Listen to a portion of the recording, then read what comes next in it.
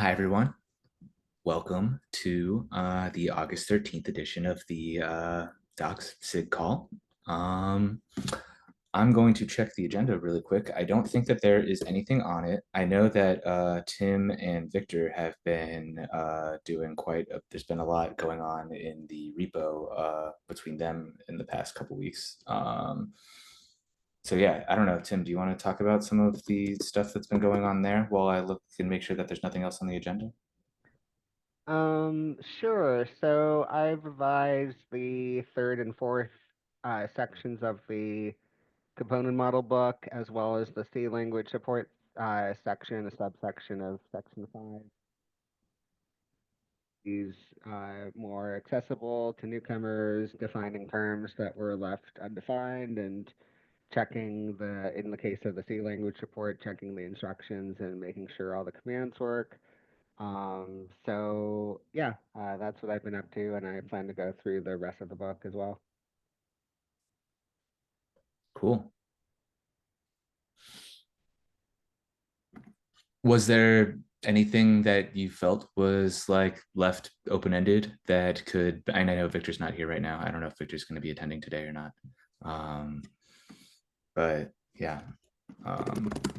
Is there anything that you felt like you were hoping to, get some clarity on in the with I think I haven't found anything like that yet. There's still some open questions about what we talked about in the last meeting about the example section. So I did revise the example section that's still an open PR, and some of what we talked about with including how to use the registry I haven't done yet, which might happen in a separate section, but I think that's more me having to look at the notes again and kind of figure out a plan. cool.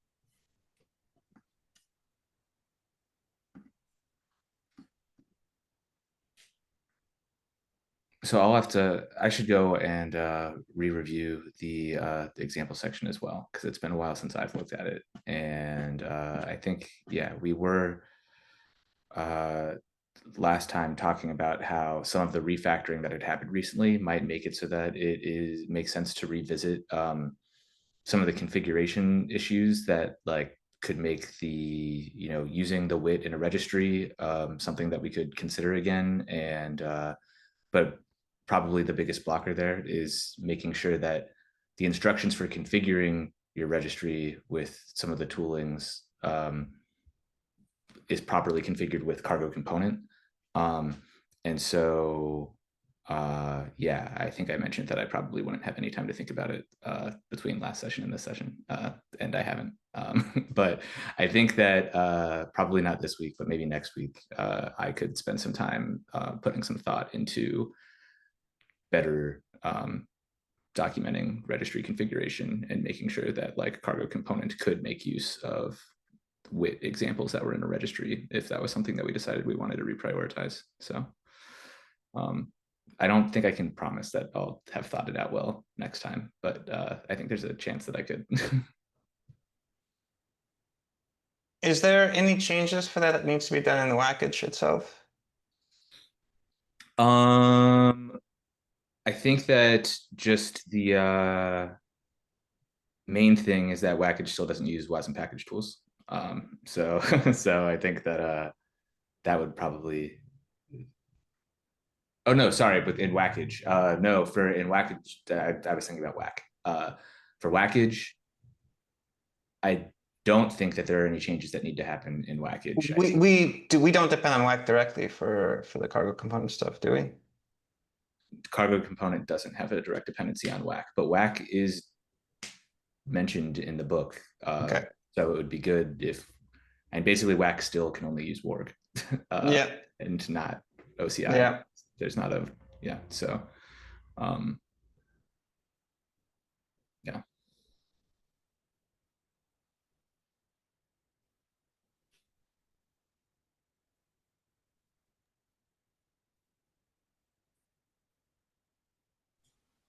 Yeah, sorry, super late. But I just caught the tail end of that the plugging. Or, sorry, I said plugging, but pulling from repos. I remember that I merged something without waiting for that. I assume that came up, or maybe that was the reason for the changes to the C guide, or was that unrelated? Like Tim in one of the comments was like, "Oh, maybe we like," because we talked about that last meeting, and he was wondering, he was like, "Oh, should we wait that we until we can pull it from a external repo?" And I was like, "No, like we'll add that, after, when we go in and add it, rather than stopping the changes to the C guide from going in." Cool. I think we kind of got here outside of that, but that's also good to know that the C guide would benefit from it once we have done that stuff. So yeah.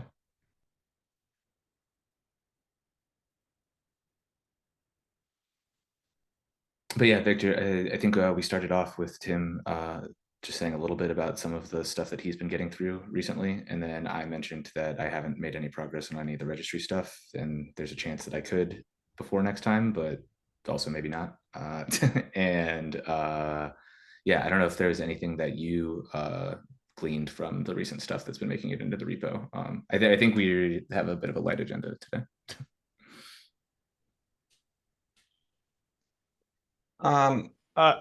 Oh, sorry. I was going to say, to respond to that, Danny. Yeah, sorry, I misspoke. It's the WIT by example PR, which is that comment was made on. But anyway, yeah. As far like all the work that's been coming in, that's been doing has been great. So I've just been merging stuff because it's just we're going through and essentially, or I say Tim is going through and updating a whole bunch of the guides, and those changes have looked good to me. I would love more feedback from other people. I just want to make sure that it's not just my my like style or taste that's going into it, and then other people are sort of reviewing and merging stuff. But that's it. Cool. Were you going to say something too, Mikhail? Yes, I had one thing to discuss. I'm not sure if this is the right time, but we can. Okay, I'll just do it now. So for the cargo component, actually, I had a coworker sort of get confused between a target dependency and a dependency, and I realized this is sort of a WASI, perhaps cargo component specific term, but I'm curious if that's worth sort of discussing somewhere in the book. In other words, there are some dependencies, and again, by target we mean like WASI P2 uh, being the compilation target in the Rust toolchain, right? Because in this case, target means like, hey, that compilation target will provide you sort of those bindings or whatnot. Is that something worth elaborating upon? Because I did go through the documents and I didn't find any sort of explicit call out between the two. And target dependency and dependency are obvious. Like if you don't know that thing, it can be very easy to confuse the two. I think that a couple, maybe months back, there was like, it became clear that like some different people had different ideas about, the future of cargo component and like whether people should use, and I think that the takeaway was like, people who like cargo component like that it takes on more stuff than just like using the P2 target. And I think it might be like set up to better. I mean, yeah, I don't know. Like it wasn't really resolved.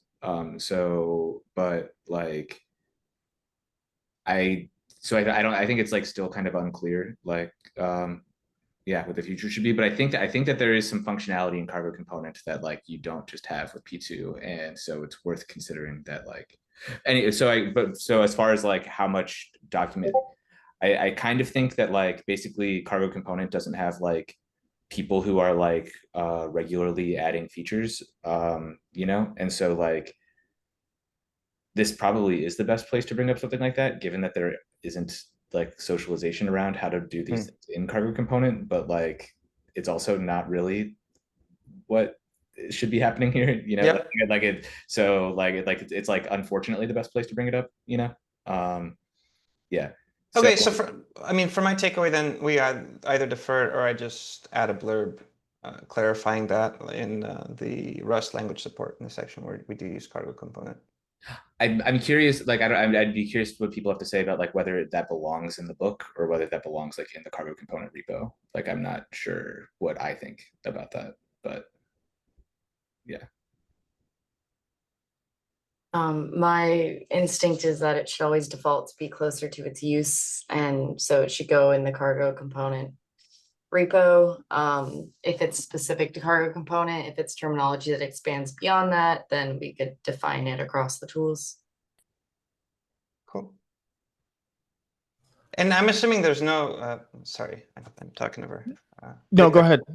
No, go ahead. I'm assuming there is no sort of unified term for that, right? Target dependency versus dependency. So yeah, I think this is a concept that I think is like unique to cargo component, and so I think it's not documented. I think if you wanted, you and I could talk about this offline, and I think that even if you like opened a PR, I could review it and merge it. Basically, it's the docs are bad in the repo, and target dependencies are kind of like more common than dependencies, but that's weird because you have to include a flag to use target dependencies, and so like the default is to do the wrong thing, right? Which is bad, and that should be documented. But yeah, I don't think that like in other language, I think that other language tools don't have that. I think it's like unique to cargo component. I think that like the concept of a target dependency is something that other guest languages could benefit from if it was properly documented in the cargo component use case to begin with, right? But yeah. So with regards to where it should live, I'm kind of going to take the sort of, I guess, normie take of both places.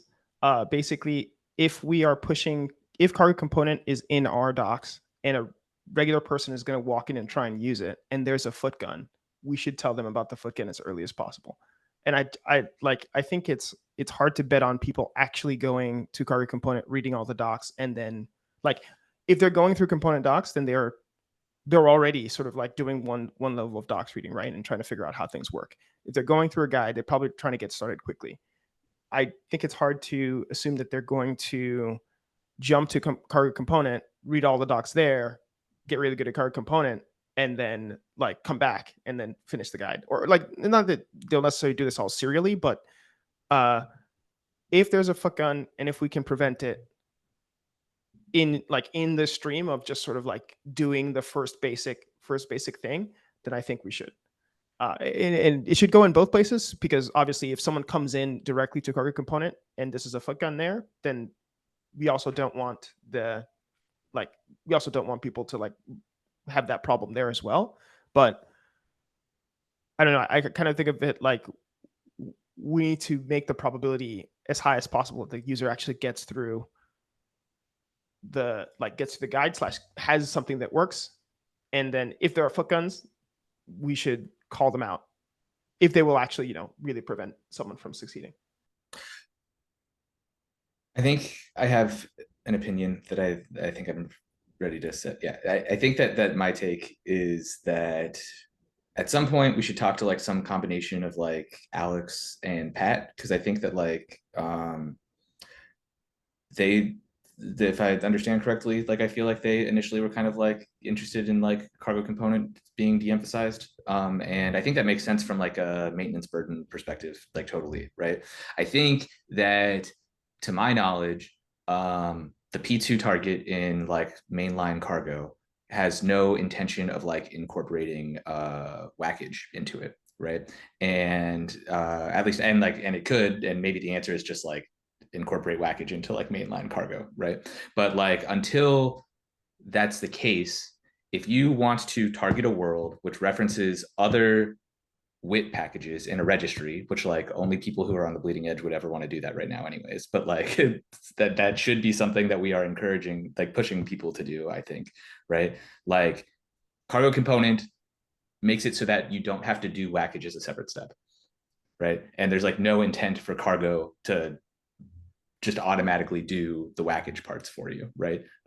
So given that, I think that unless there's an intent for cargo, mainline cargo, to incorporate whackage functionality into it, that we should continue to like encourage people to use cargo component.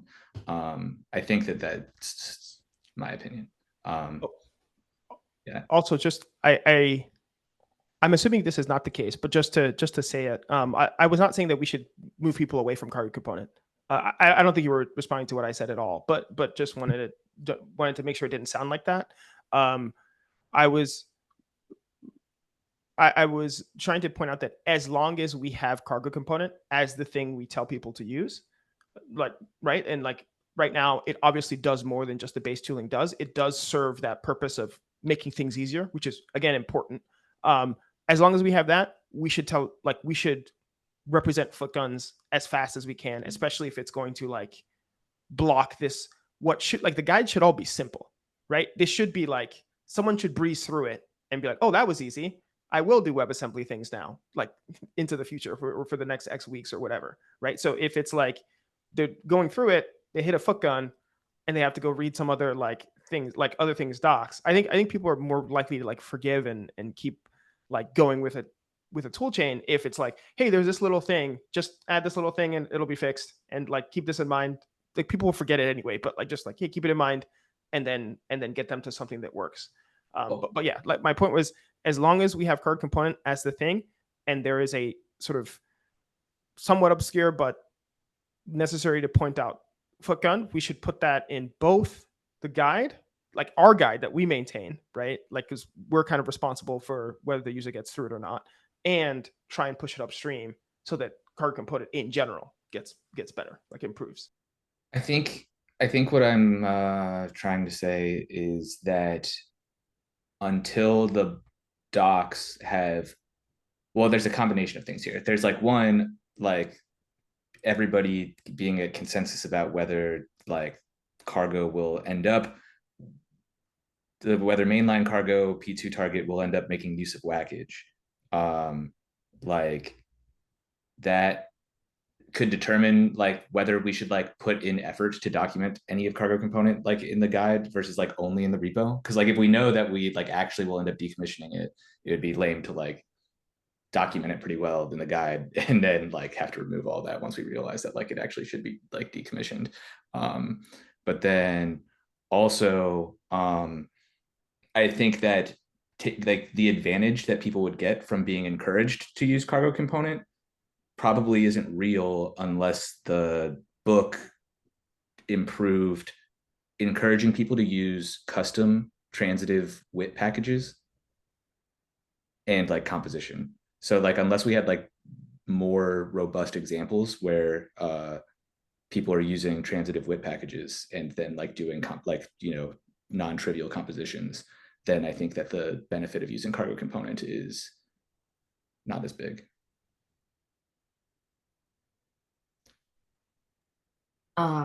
So I think we have a couple conversations going on right now. I think one is just a reminder from Victor that this book is supposed to be a good intro, and we need to make it as palatable and breezy as possible, and that should just kind of be a motivator for us. So I like that, and I like the idea that this, I guess going back to the original question, that this should be documented in both places. If it fits right now, we should fit it in. And then I think Danny's talking about like, do we encourage cargo component? Like, we need to develop these documents, this documentation more.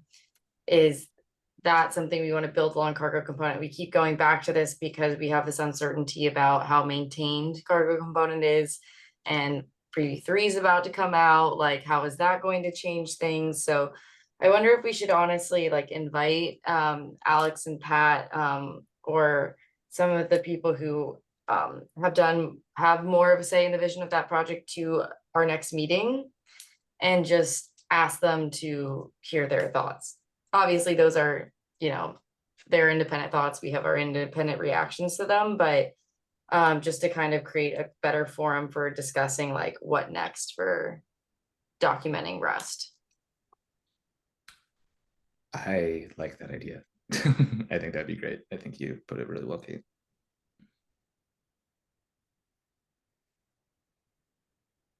Okay. So yeah. So I also agree with that. Yeah. I guess I'll if anyone else has a comment. Short term, I mean, I still think it would be handy just to have a call out for foot guns, right? Because currently we are using cargo component. And I think just having the bare minimum of a blurb saying, by the way, a target dependency is different is good. And I realize that cargo component is sort of quote unquote maintenance mode, but it's all, I think it'll be helpful there, not even in docs, but just in the help string. And I think this is what I went over is like the help string. If you do cargo component add dash help, the target flag says add the dependency to the list of target dependencies. To me, that sounds like almost tautological. If I think for me, if I was going to do that, I would just be like revise that help string to maybe like keep the word count the same, but explain what that is. Because I think when it's okay for the documentation to have gaps, but then like if shit fails and you're like, well, what does target mean? And then you read something like, adds a dependency to target dependencies. It doesn't really help like the end user. So I think that specifically what you're talking about is in the weeds enough that it is something that should be in, and I don't know like how much other people have like used target dependencies of cargo component, but like my personal opinion is that that belongs in the cargo component repo, and Cool. that like moves us away from a simple intro in the component model book, that it's too weedy, and then like maybe documenting it first in the cargo component repo could find like a way for us to like cover the happy path in the Sure. component model docs book. Makes sense. Yeah. Okay. Just to make it really clear. So are we agreed on both places? Yeah, I think so. I think we were Okay. just about Awesome. a specific bug that he hit, I think should be documented Yeah. in the repo. Yeah. Sick. Yeah. And then definitely make it upstream so that like, everybody benefits, like you were saying. Yeah. Okay. Makes sense. Okay. Well, I can take that on, and then we can sort of hash it out. It should not be a big change, to Victor and Kate's point. It should be simple.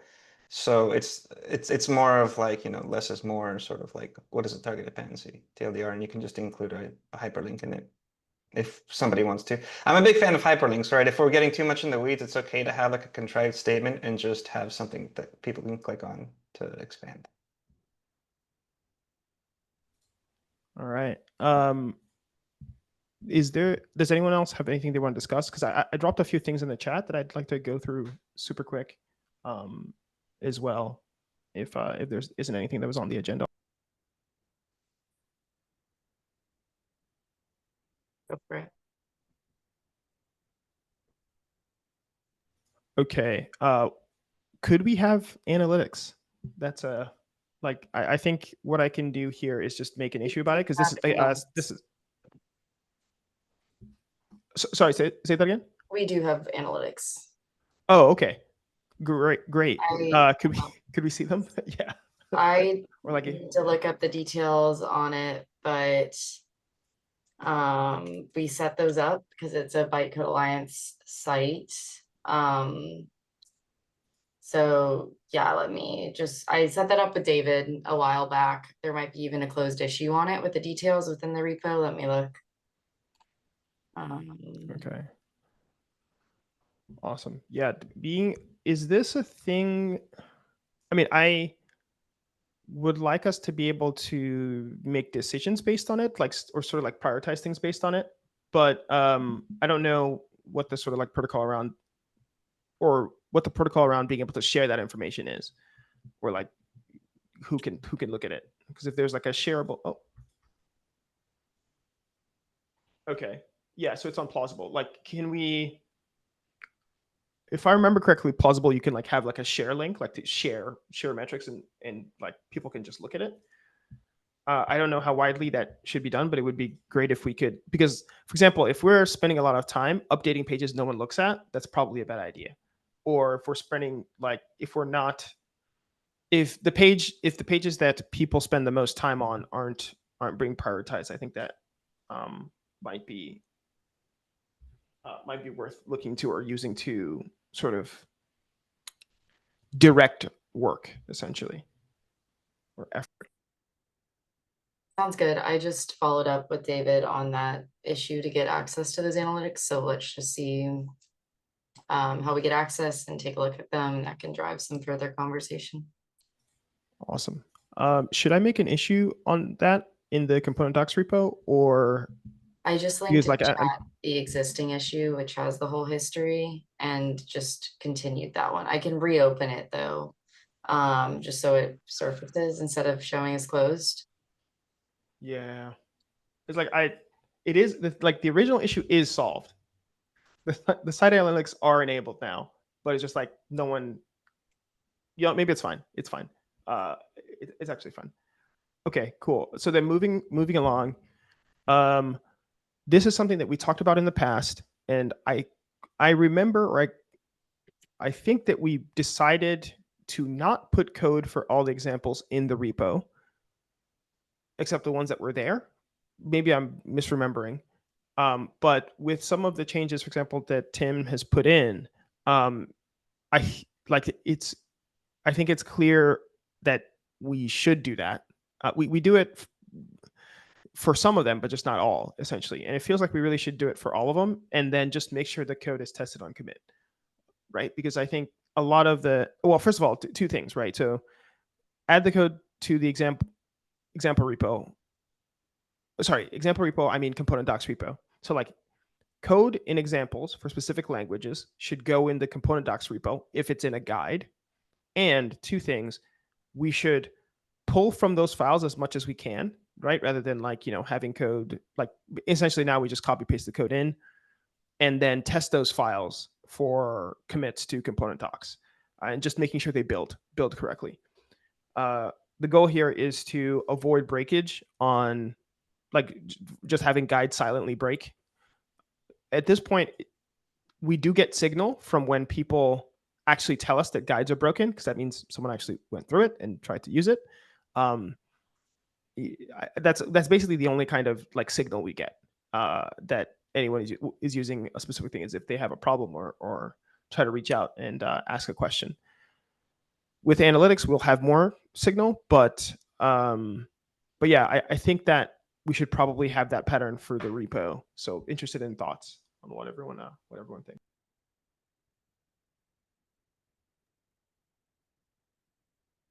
I'm fine with it. We've tried to break it out into separate repos. I think there's too much. I think the idea of creating new repos is too big of a barrier to entry for us to have taken action steps there. So loading it all up in the component book repo is fine with me. And we can always break it out. Like we haven't made progress on this with the current like idea of moving it out. So keeping it in and testing the code and having less breakage sounds good to me.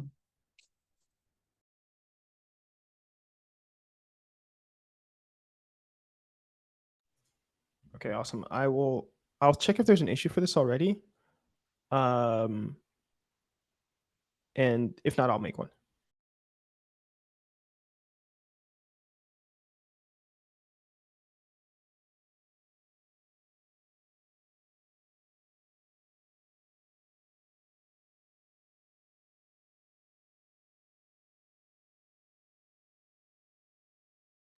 Oh, and then another thing, I haven't like asked Pat or talked to him about this, but so he's been contributing a little bit more to reviews lately, and I was wondering if we should add him as a reviewer, like, or just as part of the repo, so that his reviews actually sort of like show up. I mean, it doesn't really matter because he'll do them anyway, and like, but it might be worth. I mean, maybe it shouldn't function necessarily as a gate, but Pat is definitely like has a lot of context with regards to what the book should say. So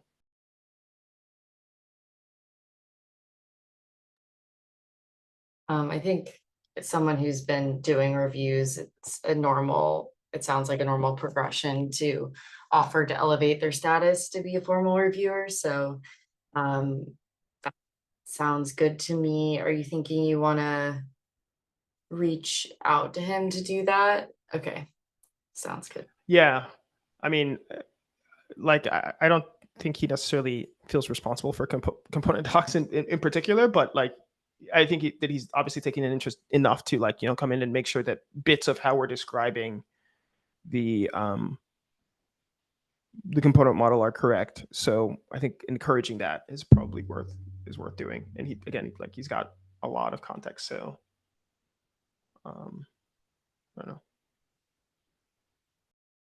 He might not want that, but it's worth asking.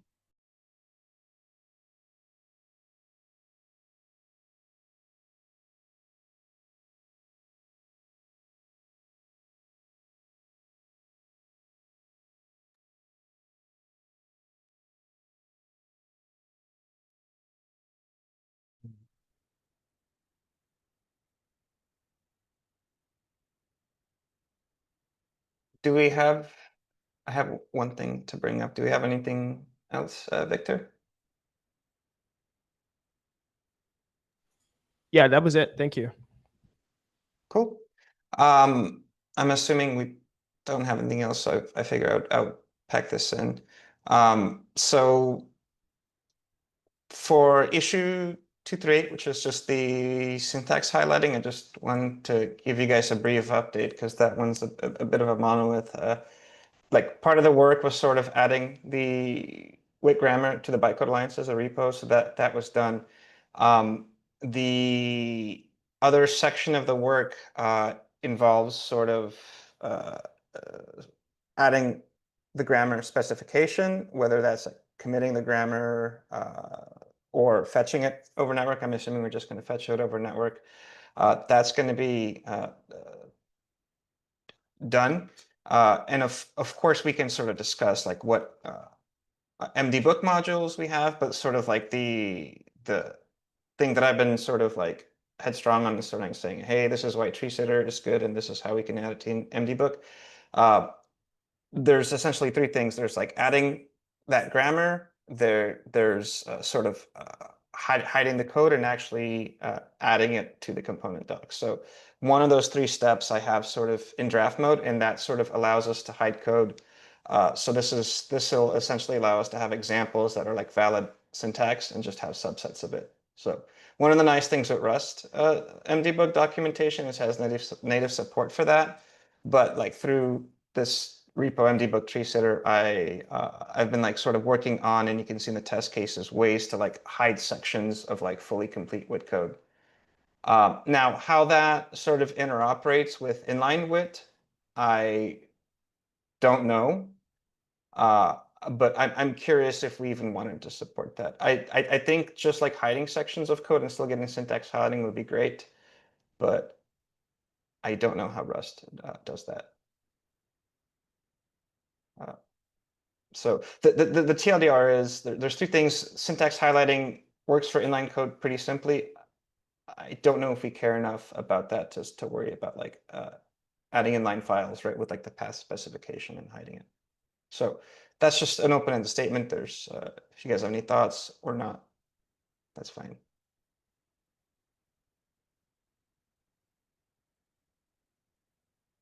I'll once I get this merged, I'll just reach out and Victor, is it okay if I ping you about this? I just wonderful, absolutely. wonderful. Yeah, no Appreciate worries. it. So yeah, that's just a small update for me.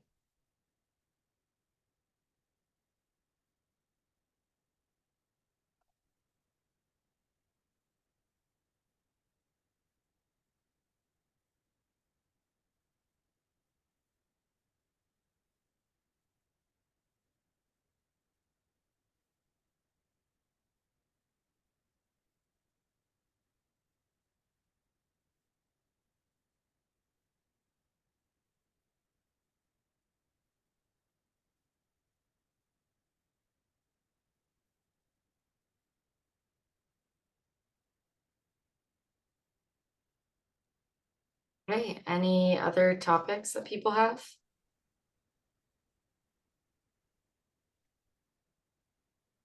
Great. Thanks everyone for coming, and I'll see you all in a couple weeks. Thanks. Bye. Bye.